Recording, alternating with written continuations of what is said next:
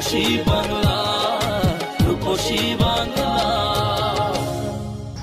কৃষকেরা শুরু করছে এশিয়ান টেলিভিশনের কৃষি বিষয়ক অনুষ্ঠান রূপসী বাংলা। আজ আমরা চলে এসেছি একটি নার্সারিতে, কারণ আমরা যারা বাড়ির আঙ্গিনায় ছাদে যেখানে গাছ লাগিয়ে থাকি না কেন, গাছগুলো আসলে নার্সারি থেকে সংগ্রহ করতে হয়।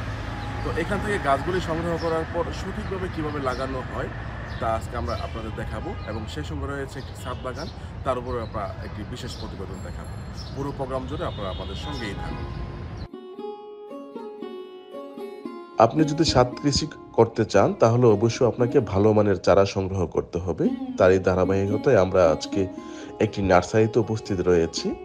আজকে আমরা এখানে যে গাছগুলি আমরা আপনাদের দেখাবো, প্রত্যেকটি গাছই আপনাদের খুব গুরুত্বপূর্ণ। আজকে যে নার্সারিতে আমরা উপস্থিত হয়েছি, এখানে বিভিন্ন ধরনের সবজি রয়েছে, টমেটো, বেগুন, মরিচ সহ আরো অনেক ধরনের গাছ। সবজিকালীন বিভিন্ন ধরনের সবজি ইতিমধ্যে বাজারে আসা শুরু হয়েছে, এবং প্রচুর পরিমাণে সবজি আমাদের দেশে ফলনও হচ্ছে। এবারও বাম্পার ফলন আশা করা যাচ্ছে। এই শীতের সবজির মধ্যে অন্যতম একটি হচ্ছে শিম। সিম হচ্ছে আমাদের সকলেরই প্রিয় এবং পছন্দের একটি সবজি। সিম যে শুধু জমিতে চাষ হয় তা না, তার বাহিরেও ইদানিং সিম হচ্ছে টবে চাষ করা যায়। এই যে দেখুন, এখানে যে টবে আপনারা সিম দেখতে পাচ্ছেন, এখানে ফুল রয়েছে এবং সিম ধরা অবস্থায় রয়েছে, এবং গাছের পরিধি কিন্তু খুব বেশি বড় নয়। এটি খাটো প্রকৃতির একটি সিম গাছ, এবং প্রতি গাছ থেকে 2.5 থেকে 3 কেজি পর্যন্ত সিম ওঠানো সম্ভব, এবং এটা 12 মাসই একটি সিম গাছ। আপনার ইচ্ছা করলে আপনার ব্যালকনিতে যদি 2টি সিম গাছ রেখে দেন, যদি সঠিক পরিমাণে আপনারা যত্ন করে থাকেন, আপনারা এখান থেকে সারা বছর সিম পাবেন।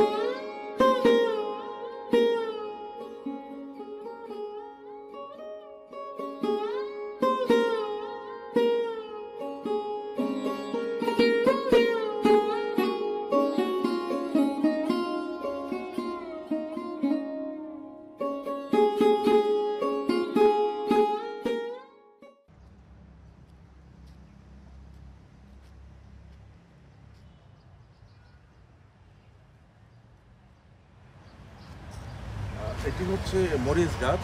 যদি আপনার বাসার মধ্যে আপনার ছাদে মাত্র 2টি মরিচ গাছ রেখে দেন, আপনার কিন্তু সারা বছরের মরিচের চাহিদা পূর্ণ হবে। কারণ হচ্ছে এটি 12 মাসি মরিচের গাছ, যেটা থেকে আপনি সারা বছরই মরিচ পাবেন। এটি হচ্ছে বোম্বাই জাতের একটি মরিচ। এটি সুঘ্রাণ এবং ঝালের পরিমাণটা খুবই বেশি, যারা আমরা এই বোম্বাই মরিচটি চিনে থাকি, এবং অনেক জায়গায় নাগা মরিচ হিসাবেও এটাকে বলা হয়। তো আপনারা যদি কেউ একটু পরিশ্রম করেন, 2টি মরিচ গাছ লাগান, তাহলে কিন্তু আপনার সারা বছরের চাহিদা আপনার পূরণ হচ্ছে।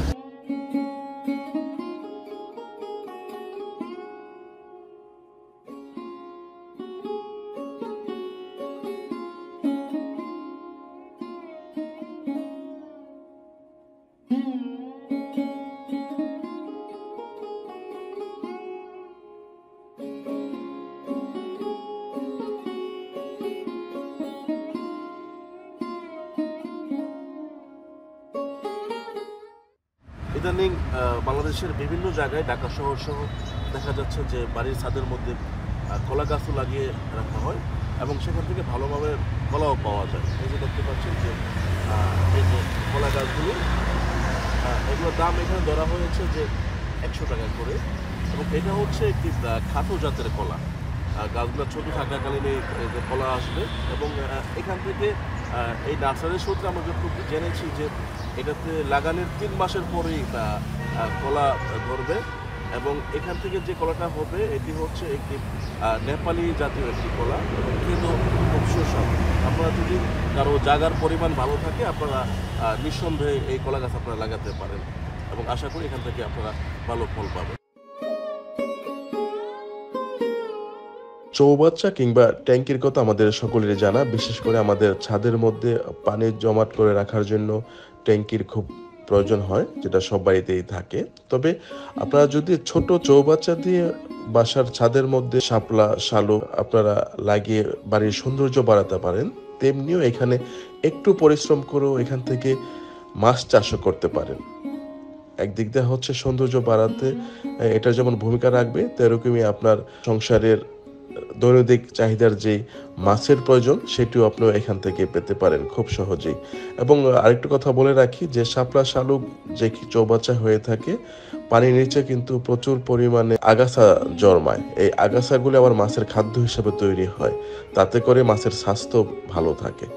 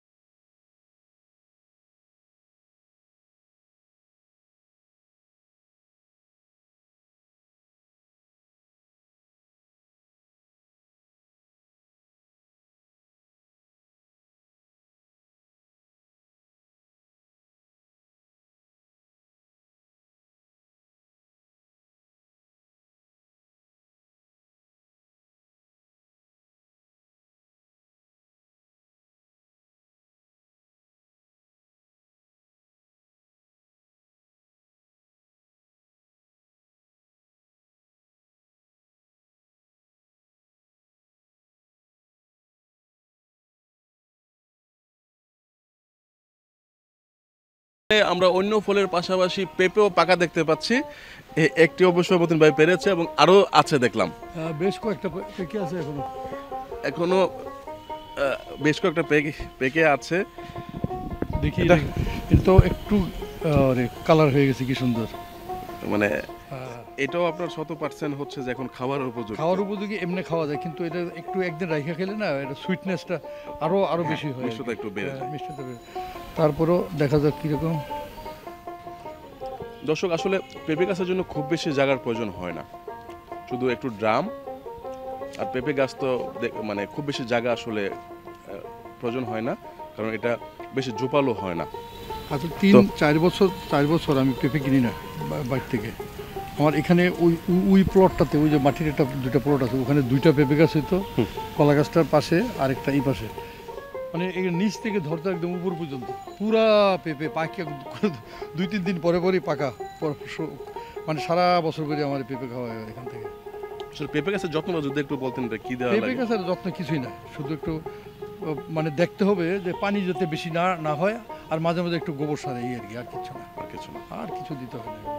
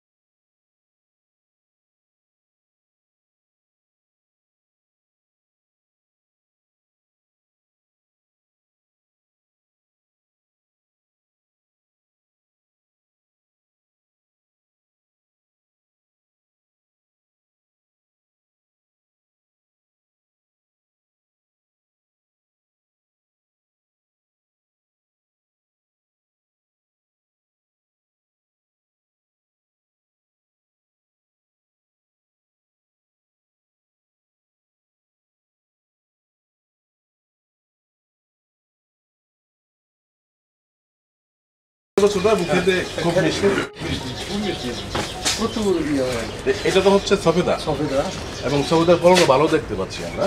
ভালো হয়েছিল, ওটা একটু যত্ন নিতে পারিনি, যার জন্য ফুলগুলো সব করে গেছে, নতুন করে আবার হচ্ছে। এবং সাইজটাও আরো বড় হবে, এই যে নতুন করে ফুল আসতেছে। মোটামুটি কোনো জায়গায় বাকি নেই, ফুল আসবে। হ্যাঁ, ফুল সবগুলো আসবে, গাছ ঘুরে যায় এটাকে, এত সুন্দর।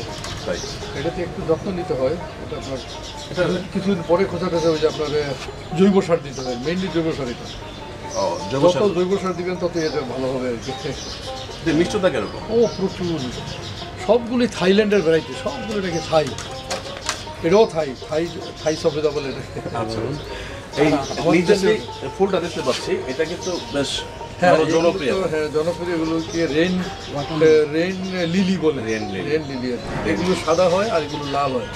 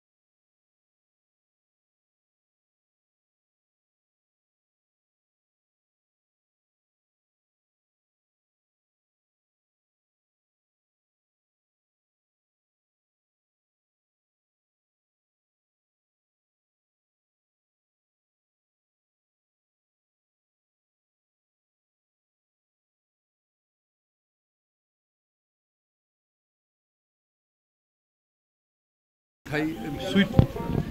এটা কি ধরনের এটা তেঁতুল? হলো থাই মিষ্টি তেঁতুল।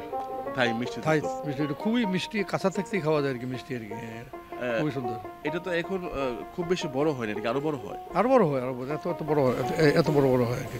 আরো থোকা থোকা হয়, এই কিছু পরে হবে। এই যে ফুল আসছে না, হ্যাঁ হ্যাঁ, এই যে ফুল আসছে, এগুলো হবে একদম, প্রত্যেকটাই টিকবে। মোটামুটি এখনো অনেকগুলা অলরেডি অনেকগুলো আছে। আচ্ছা, এবং পুরো গাছে ফুল আসছে, ফুল আসছে, পুরো গাছ পুরো গাছ ভর্তি ফুল হয়, এই ফল হয়, খুবই সুন্দর। আমরা সব আমার রিলেটিভদেরকে দেই, নাইবারদেরকে দেই আমি এখান থেকে, ওরা এসে খুবই ইয়ে হয়, হ্যাপি হয় আর কি।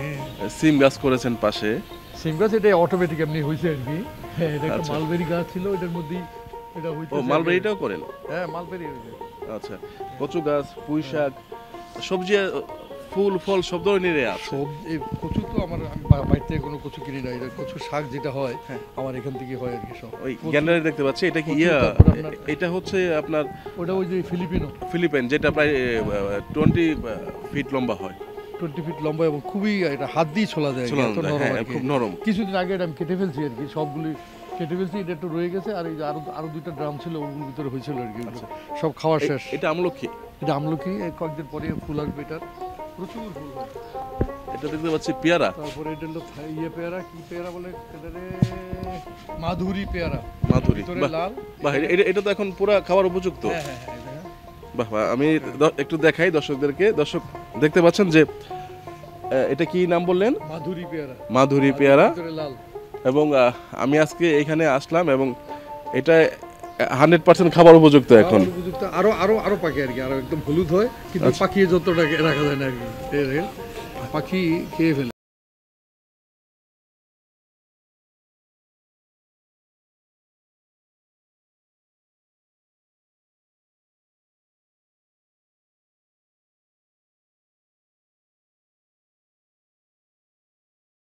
জন্য আসলে খেয়ে দেখি কিরকম। হ্যাঁ। বিসমিল্লাহ।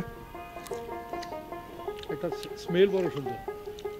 এটা হচ্ছে দুইটা ব্যাপার, একটা হচ্ছে খেতে খুবই সুস্বাদু, দ্বিতীয় হচ্ছে এখানে একটা সুগ্রাণ পাচ্ছি। একটা সুগ্রান, এটা এই স্পেশালিটি সুগ্রান। সুগ্রাণ, নরমালি পেয়ারাতে এই গ্রানটা থাকে না, এই গ্রাণটা থাকে না।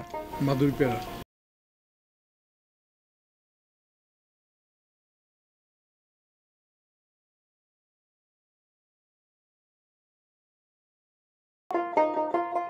আসলে একটি বাগানে যে আসলে কত ধরনের গাছ থাকতে পারে, ছাদ বাগানে বিশেষ করে, এটা যদি আপনারা এই মতিন সাহেবের বাগানে না আসেন আসলে বুঝবেন না।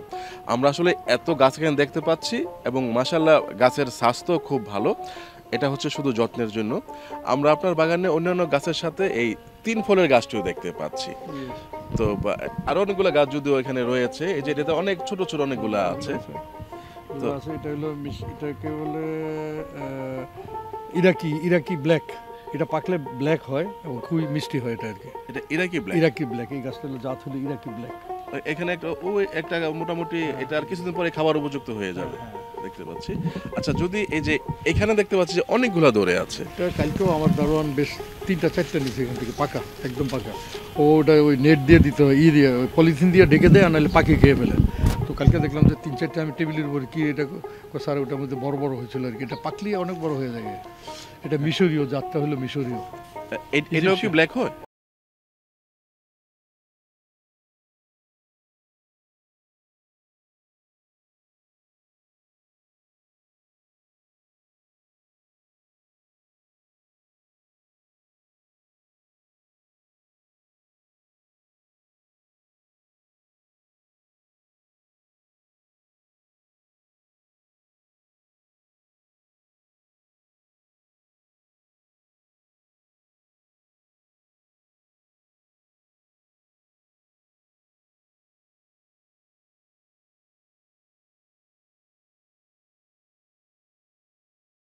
মাঠ কিংবা আপনার বাগানের কৃষি সংক্রান্ত যে কোনো তথ্য এবং পরামর্শের জন্য আপনারা আমাদের সঙ্গে যোগাযোগ করতে পারেন 01719885888।